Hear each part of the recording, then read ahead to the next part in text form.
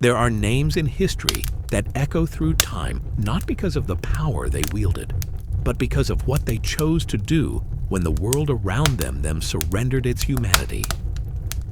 Oskar Schindler was one of those names, a man who began as an opportunist and profiteer, and somehow, in the darkest years of the 20th century, found within himself the will to save over 1,000 human lives. His story begins long before the war in the small industrial city of Zwickau, in what was then Moravia, part of the Austro-Hungarian Empire. Oskar was born on April 28, 1908, into a comfortable Catholic German-speaking family. His father, Hans Schindler, owned a small farm machinery business, while his mother, Louisa, was deeply religious and gentle, a stark contrast to her son's restless and impulsive temperament. From an early age, Oskar was charming, daring, and clever, but rarely disciplined. Teachers often noted that he was quick to smile, even quicker to lie his way out of trouble, and loved attention almost as much as he loved speed, especially when behind the wheel of a motorcycle. Growing up in Zwickau, Oskar lived in a town divided by identity. The German-speaking minority held economic power, while the Czech majority sought independence. Oskar witnessed the tensions of nationalism before most of Europe had even heard of Adolf Hitler. But to young Schindler, politics was just background noise. He wanted excitement, not ideology.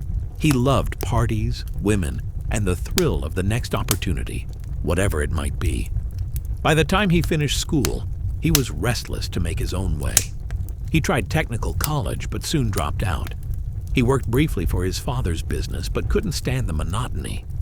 Instead, he spent his early 20s bouncing between jobs, salesman, mechanic, businessman, always on the lookout for shortcuts to wealth.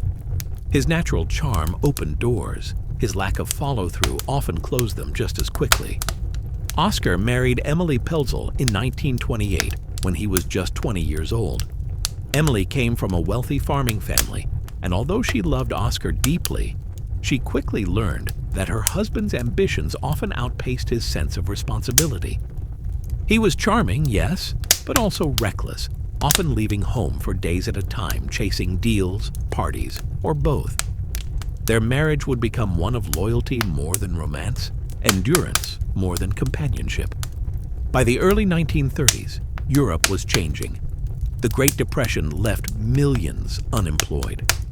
In Germany, the Nazi Party rose to power on promises of national revival and hatred for those they blamed: Jews, communists, and anyone deemed un-German. Czechoslovakia, where Schindler lived, was caught between growing ethnic tensions. Oskar, ever the opportunist, saw political wins as business opportunities. He joined the Sudeten German Party, a pro-Nazi movement pushing for unification with Germany. For him, it wasn't ideology. It was survival and ambition. Aligning with the rising power made sense for a man who always wanted to be on the winning side. When Hitler annexed the Sudetenland in 1938, Oskar joined the Abwehr, the German military intelligence agency. His job was espionage, identifying and recruiting sympathizers inside Czechoslovakia. He was soon caught by Czech authorities and imprisoned for treason. But when Germany invaded months later, he was released as a hero. The experience taught him something that would define his later life: the power of connections. He realized that survival depended not on morality, but on who you knew, who you could bribe, and how fast you could adapt. By 1939, as Europe fell into war, Schindler's appetite for opportunity led him to Poland. When the Germans invaded and occupied Krakow, Oskar arrived soon after, charming, well-dressed, and ready to profit.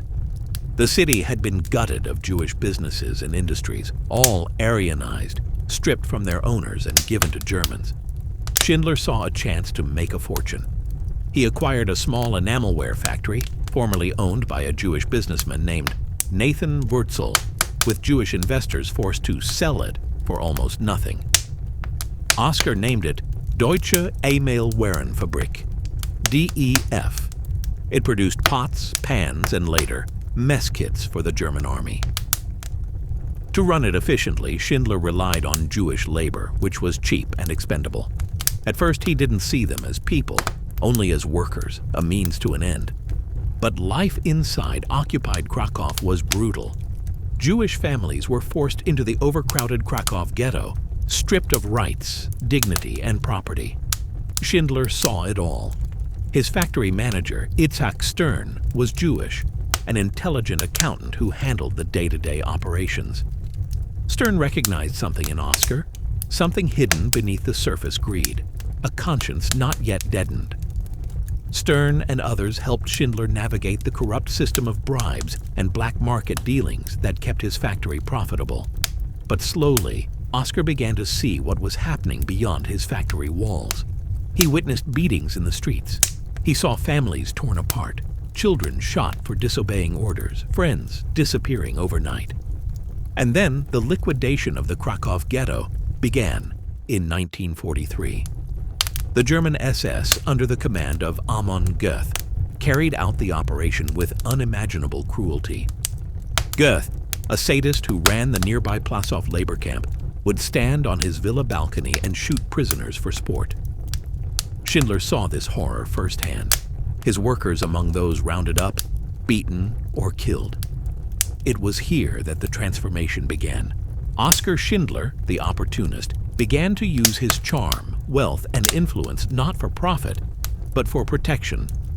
He convinced Goeth that his Jewish workers were essential to the war effort, shielding them from deportation to death camps like Auschwitz. He bribed officers with cash, liquor, and luxury goods. He falsified documents to expand his list of necessary workers. The same charisma that once helped him seduce investors now became a weapon against genocide.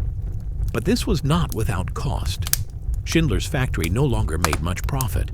He poured his own money into feeding and protecting his workers. He used black market connections to buy food, medicine, and supplies. He built barracks with better conditions and turned his enamelware plant into a sanctuary, guarded by his reputation and the fear his Nazi connections inspired.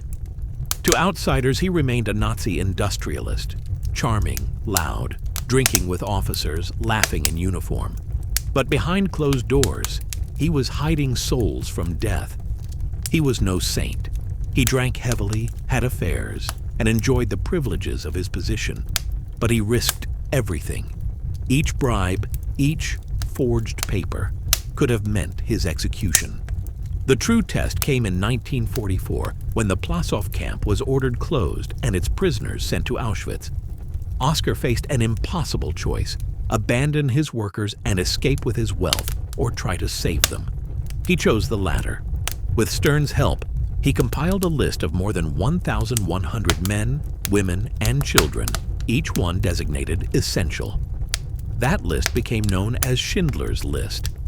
The list was not merely names on paper, it was a fragile lifeline in a world collapsing into madness. Each name had to be approved by the SS, each bribe precisely calculated, each lie believable enough to withstand scrutiny. Schindler risked everything to convince German authorities that his workers were indispensable for armament production. As the transports began, tragedy struck. The men on Schindler's List were sent to a new factory site in Brunlitz, in Czechoslovakia. But a clerical error sent the women and children to Auschwitz. When Schindler learned of it, he didn't hesitate. He rode directly to the camp, into the heart of hell itself, and demanded their release. A Nazi industrialist storming into Auschwitz to save Jewish prisoners was unthinkable. Yet Schindler did it. He bribed the camp commandant with diamonds and promises of future favors. Days later, a train full of terrified women arrived at Brunlitz, alive. It was perhaps the single most daring act of defiance by any German civilian during the war. In Brunlitz, Schindler continued to play his dangerous game. Officially, his factory produced munitions. In reality, he made sure none of the shells worked. He deliberately sabotaged his own output, knowing that functioning ammunition would aid the Nazi cause. Each defective round was an act of rebellion. The factory became a refuge, safe from the SS, hidden from the chaos. He insisted on humane treatment, fair rations, and even improvised a makeshift synagogue so his workers could pray. Emily, his wife, tended to the sick, using the last of their money to buy medicine on the black market. The Schindlers became guardians to those society had condemned. As the war neared its end, Germany's defeat was certain. Schindler's fortune was gone, spent on bribes and supplies. His workers, though exhausted, were alive. On May 8, 1945, the war in Europe ended. Schindler gathered everyone in the factory one last time. Standing before them, he told them they were free. He wept as they thanked him, and one of them presented him with a ring made from melted gold teeth. Inside was an inscription from the Talmud: "Whoever saves one life saves the world entire." When the Russians arrived, Schindler fled west. To them, he was a Nazi. To the Allies, he was too close to the regime. With only a suitcase and his wife, he went into hiding. After the war ended, Oskar Schindler was no longer a man of influence, wealth, or position. The elegant clothes, the fine cigars, the charm that once opened doors, all meant nothing in the new Europe. He and Emily fled across a continent in ruins, carrying little more than the clothes on their backs and a suitcase filled with memories of a world that no longer existed. They eventually made their way into the American-controlled zone of Germany, hiding under false identities until it was safe to emerge. But the New World Order was not kind to men like Schindler. To most people, he was still a Nazi, a member of the party, a man who had profited from Jewish labor. His name was tainted by association, and few believed his story. It was the very people he had saved who came to his defense. The Schindler Juden, as they came to call themselves, the Schindler Jews, testified to his actions. They wrote letters, collected signatures, and sent petitions to Allied authorities, begging them to recognize what he had done. Slowly, the truth began to surface. Oskar Schindler had risked everything to save over 1,100 Jews from extermination. Still, heroism did not bring stability. Schindler tried to rebuild his life as a businessman in post-war Germany, but he had neither the capital nor the connections he once enjoyed. His factory was gone, his fortune depleted, his reputation uncertain. By 1949, he and Emily emigrated to Argentina, joining a small community of German expatriates and a handful of Jewish families who had followed him there out of gratitude. In Argentina, Oskar tried his hand at farming. He raised chickens, mended fences, and dreamed of new ventures. But the land was harsh, and Oskar, for all his charm and daring, was not a man built for quiet labor. The ventures failed one after another. He borrowed money from friends, often the very people he had saved. But his pride kept him from asking for too much. Emily, steadfast and practical, did most of the work. She tended the animals, managed the finances, and watched her husband slowly unravel under the weight of failure. By the mid-1950s, Oskar returned to Germany alone. He told Emily he would secure business opportunities and send for her later, but the reunion never came. For the rest of his life, they remained separated, though still married. In Germany, he lived on the kindness of those who remembered him, not Germans, but Jews. The people he had saved wrote to him, visited him, and even sent money to help him survive.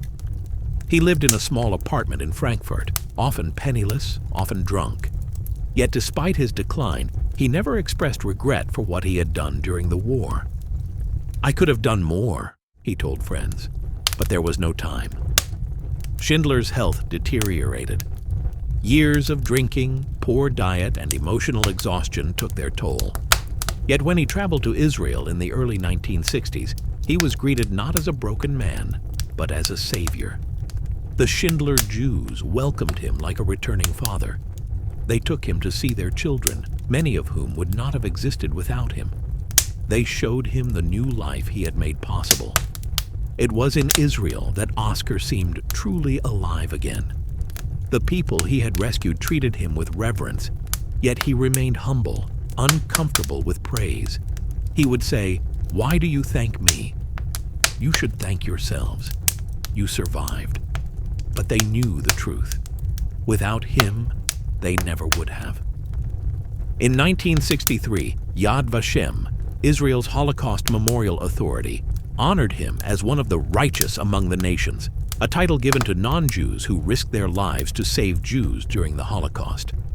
He was one of the very few Germans ever to receive it. He planted a tree along the Avenue of the Righteous, and that tree still stands today, growing in the soil of a nation his courage helped preserve. Yet even as he was celebrated abroad, Schindler's life in Germany remained difficult. He was largely forgotten, sometimes even ridiculed. Many Germans at the time preferred silence over remembrance. They didn't want to hear about what had happened, or about the man who had defied the system they once supported. He lived in a small rented room supported by donations sent by the survivors and their families. They never abandoned him. They called him, wrote to him, and sent him gifts during the holidays.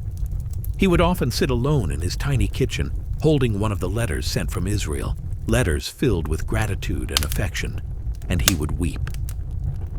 "They remember me," he'd whisper. "They still remember." By the early 1970s, Oskar's health worsened. His liver failed, his heart weakened, and his body could no longer carry the weight of his past. Yet his story began to spread. A German journalist named Herbert Steinhaus had interviewed him years earlier, and the story was retold in books and articles. People began to rediscover the strange contradiction of his life. The Nazi who saved Jews, the profiteer who became a protector, the flawed man who found grace in a time of evil. On October 9, 1974, Oskar Schindler died in Hildesheim, Germany, at the age of 66. He left behind no fortune, no property, and no children. His only request was to be buried in Jerusalem, the city of the people he had saved. It was an unprecedented honor, the only member of the Nazi Party ever to be laid to rest in Israeli soil. At his funeral, hundreds of his children, the Schindler Juden, gathered to say goodbye. They carried his coffin through the streets of Jerusalem and buried him on Mount Zion. Many wept openly. Some placed small stones upon his grave, the Jewish symbol of eternal memory. One survivor said, "He was all that stood between us and death." Another whispered, "He was a gambler who knew how to play for human lives." Schindler's grave remains there to this day, simple, humble, adorned with the stones of remembrance left by generations who came after. But his story did not end there. After his death, Emily Schindler's story came to light. For decades, she had been the quiet force behind his actions, the one who comforted the sick, who risked her own life to smuggle food and medicine, who endured the hunger and fear without complaint. She lived modestly in Argentina until her death in 2001.